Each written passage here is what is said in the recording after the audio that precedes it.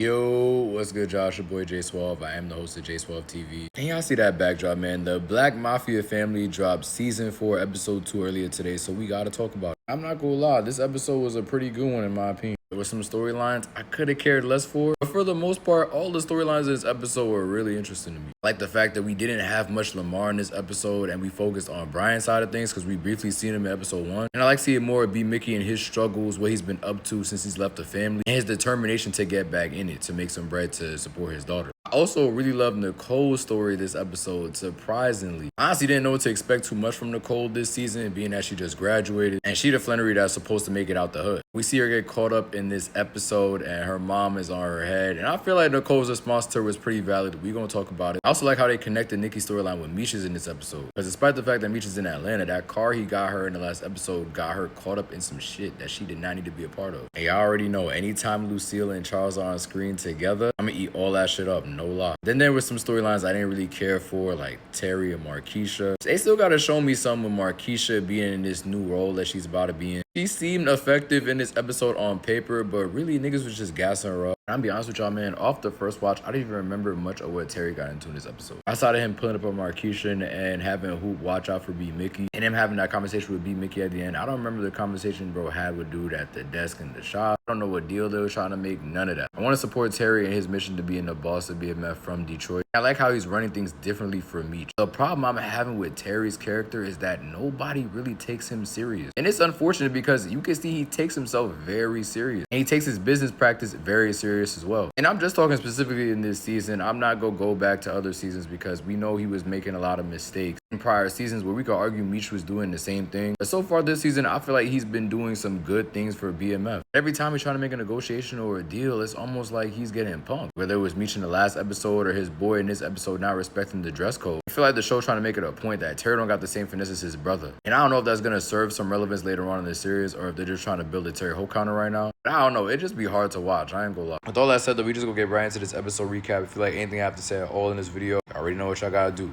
Like, comment, share, subscribe, do all those things. And let's talk about that BMF season 4 episode 2. Two more things before I get into recap. The goal for the channel is 1,000 subscribers by DreamCon 2026. And I plan on going live on TikTok sometime this weekend to go over this BMF episode as well as the episode of The Shy that just dropped. I don't get a separate episode recap for The Shy as well, but I want to go back and rewatch BMF in particular. Just get on TikTok and rap with y'all about some of the things that I might have missed in this recap. Definitely call me out in the comments if I missed anything you want to talk about though, and we can have that discussion. I want to first talk about that scene in the desert with Meech, Terry, and old boy that they broke out of the Mexican prison. I just want to talk about how bro they broke out is a certified crash out. My son is casually talking about exchanging the hearts of deers that they carved up in the desert. First of all, I didn't even know deer traverse through the desert. Is that a fact? But cutting out their hearts and offering it to the wolves in the surrounding area as a peace treaty to keep them from getting bit up by them wolves. And Meech is completely going with this plan. I'm like, bro, what are we doing? I swear, ever since that shaman man should bring him back to life and this man glazed them talking about this man Demetrius is gonna be a legend. This man Meech really running with the narrative that he's the black Pablo Escobar, and I need him to relax. If only you knew the number of times the plot has saved your ass. It's no way Big Meech was really talking like this in real life. I also don't like how Meech is gaslighting Terry, acting like he's tripping for wanting to get up out of here sooner than later. I agree with him. Y'all should have left with the shaman. What the hell are y'all doing hanging around in the desert? I need to see the payoff in this Mexican storyline because right now it's just a lot of Meech glaze and once again a lot of downplaying Terry. Like this man really put a knife to Terry's neck in this episode. Was it that serious? Somebody that's gonna have to get put down at some point. I don't know how they still running with this man. One compliment I can give this aspect of the story is the fact that it is slowly breaking down Meech and Terry reaching their breaking point as brothers. You see Terry just flat out don't like the situation and he hates the fact that Meech is embracing it so much. Meanwhile, Meech is so caught up in his God complex that he's not seeing what Terry is trying to tell him. This man really think he untouchable. I just wish sometimes I could be a fly on the wall to see what Big Meech really got into back in the day. I need to finish blowing money fast to see him they included this desert shit in there because ain't no way a lot of this shit really happened out there. Now, like I said in the intro, Terry's storyline wasn't one that I really cared for much in this episode. It's good to see he's making moves to the organization. He helped Markeisha get in position to set herself up, I guess. The whole episode, I was more so just waiting for him to have that conversation with B-Mickie. And I hate that personally because I really want to see better for my son Terry. Even out of his soldiers, because why the hell is Hoop sent to stake out B-Mickie to see what the hell he got going on at his work site? And B-Mickie damn near catch this boy lacking. Like, are you not embarrassed? And then is this the best that Terry could have sent out to stake out B-Mickie? This man is falling asleep on the job. And Terry pulling up on Markeisha at the end of the episode for her just to say the same line he told her in episode 1. It's just like, what are we doing here? We're on the topic of Markeisha. I guess it was good to see more of her business acumen in this episode. Her trying to go behind Boom's back, getting this information to set herself up. I mean, that cannot end in anything good for her. And we already seen in that trailer. She gonna get into some shit later on in the season. But apparently Monisha Welch, who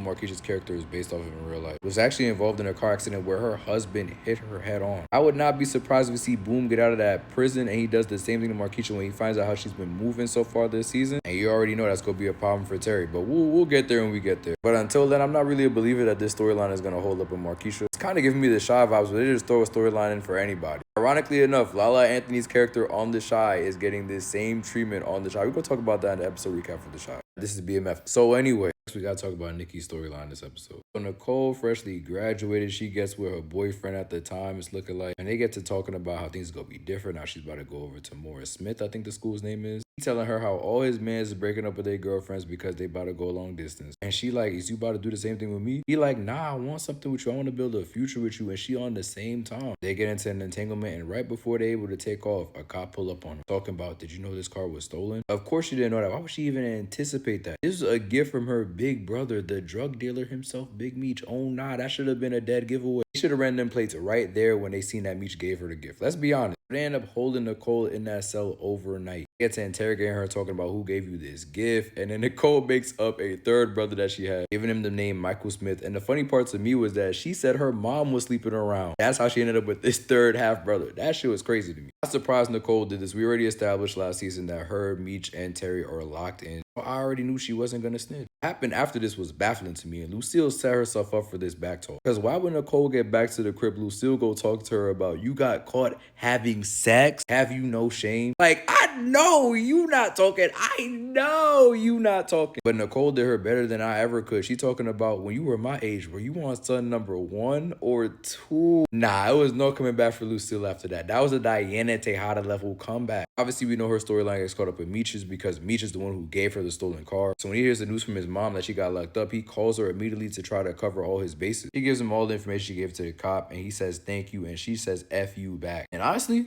I'm not mad at her for saying that. Like, for all this, Demetrius, just don't give her a car. You could have given her a pet dog or something. But a car that's now confirmed to have been stolen, when you know your sister is on the right track to do something that none of y'all Flannerys have ever done, that is nasty work, brother. We see him and his mans, whose name I not remember right now, try to get to the bottom of this whole situation. But we also see my man Bryant is hot on his trail. Because Bryant in this episode, after getting randomly picked up by the Red Dog, just for them niggas to have the audacity to tell him to stay out of their business. Nigga, y'all picked me up. I was minding my business. I was just trying to get a light for whatever reason. I don't know why you just pull up on random niggas in the street trying to get a light. Bryant not even that type of character to just walk into a situation like that. This was literally just set up to show off that the Red Dogs are still present in this series. It's no other reason Bryant would do something so stupid. I like his interaction with the Red Dogs though. I like seeing him so easily give up Meech in that BMF organization to show how much he do not mess with them people. But anyway, he gets a tip from the cop that took Nicole in the night before, telling her that she was driving a stolen car and that it traces back to Atlanta. So Bryant is immediately going to the shop that Meech got that car from. Meech catches Bryant big self pulling up on the shop from a mile away. So he asks Shorty if they got a back door they can leave out from. He says his mans will pull up with some bread if she makes up this cockamamie story talking about she ain't never sold the car to Meech. He does so, and we see Bryant once again looking befuddled. That man Meech really had Bryant in a whole blender for multiple years in real life. I feel bad for that, bro. I got a whole video on Bryant I want to do this week before the next episode drops, so I'm gonna leave my thoughts for that video. Once again, Charles and Lucille having their back and forth in this episode. Found out in this episode that somebody that Charles is going on a tour with has to pause everything because they need to have surgery on their vocal cords. And so the tour life is over with. And immediately after Charles puts the phone up, you got Lucille in the back talking about some more. Where you gonna make the money to provide them child support payments now? Like, girl, relax. I know you still mad at him from season 3, but can bro process what he just heard? Like, damn, the phone wasn't even on speaker. Yeah, Lucille lets Charles have it in this episode. You see him have to put on his old work uniform, and we already know he don't want to be back in that space. I really felt for Charles, man. It honestly sucks seeing him not being able to execute his dream as a black man. But honestly, we knew Charles was staying. Let's be honest. Like, Charles is just gonna be off the show on tour. We not gonna see him no more. Alright. Last storyline I want to touch on before I end this recap is the B-Mickie portion of things. Now, obviously, from the last episode, we already knew B-Mickie's having trouble supporting his family financially right now. His daughter is sick and they can't cover the medical bills. So my son trying to get back good with BMF, but they not trying to jack him no more. Terry talking about dead that family logic, we can't trust you, and basically dubs B-Mickie's request to rejoin the gang. I still am in belief that Terry's gonna be the one to readmit him into BMF. My question is, what's it gonna take for him to join back? Again, I wanted to run the risk of having B-Mickie join your organization again, especially with some of his actions in earlier seasons. But in my eyes, that shit is inevitable. They're not setting it up for no reason. This episode gets an 8 out of 10 for me. I love the way they started this season so far. I'll leave y'all thoughts on it in the comments.